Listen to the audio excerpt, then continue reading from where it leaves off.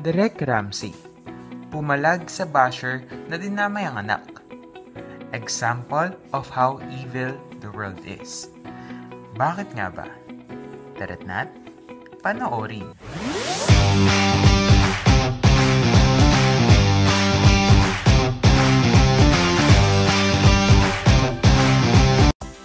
Mukhang hindi tinatantanan ng mga bashers si Derek Ramsey matapos niyang ipagtanggol ang kaibigan niyang si Pernilla, isang Swedish photographer na nandawit sa kontrobersya sa pagitan ni Filmar Alipayo at Andy Eigenman.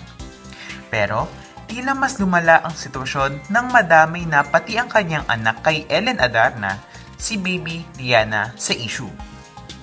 Sa isang Instagram video, masayang ibinahagi ni Derek ang precious bonding moment kasama ang kanyang baby, kung saan kinakanta niya ito. Ngunit, sa halip na purong positibong reaksyon, may isang netizen na nagbigay ng malisyosong komento na tila may pahaging sa issue ni Filmar, Andy, at Pernilla. That baby will eventually have a couple tattoo with a married person. How would you feel? Sabi ng basher. Agad na rumesbak si Derek at sinabing this is the perfect example of how evil the world is.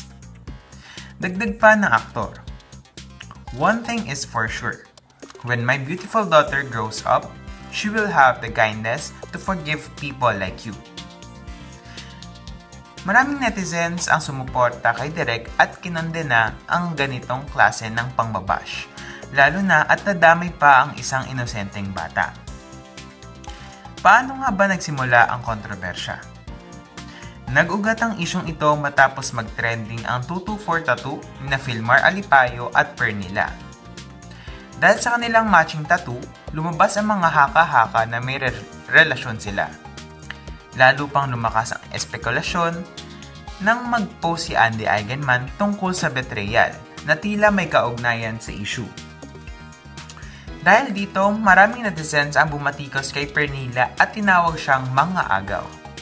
Hindi naman ito pinalampas si Derek at ipinagtanggol ang kaibigan laban sa mga mapanirang komento. Hindi naman fair na agad-agad i-judge si Pernilla nang hindi pa nalalaman ang buong kwento. Pahayag ni Derek sa isang interview.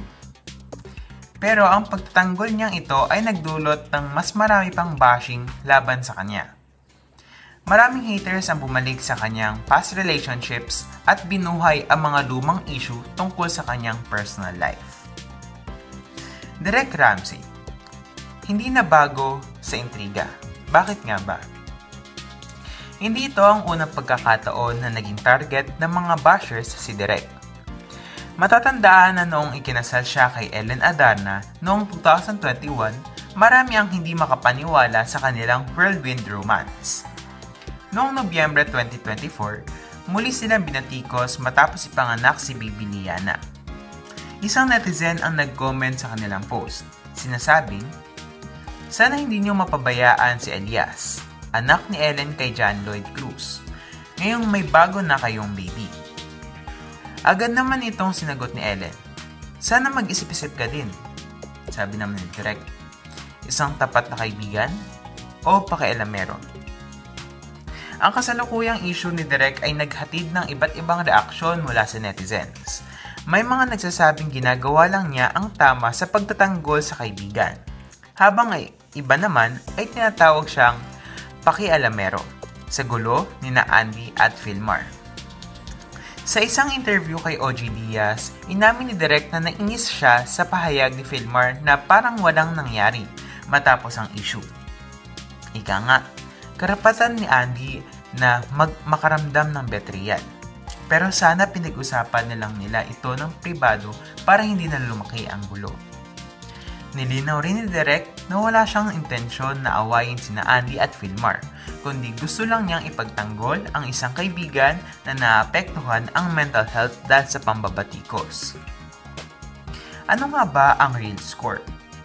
Sa ngayon, tahimik na ang kampo ni Andy at Filmar tungkol sa issue, ngunit patuloy pa rin ang diskusyon ng netizens online. Marami ang curious kung magiging maayos pa ba ang relasyon ng couple matapos ang kontrobersya. Samantala, si Direk naman ay mukhang hindi na magpapatalo sa mga bashers at patuloy na poprotektahan ang kanyang pamilya at mga kaibigan laban sa masasakit na salita ng social media.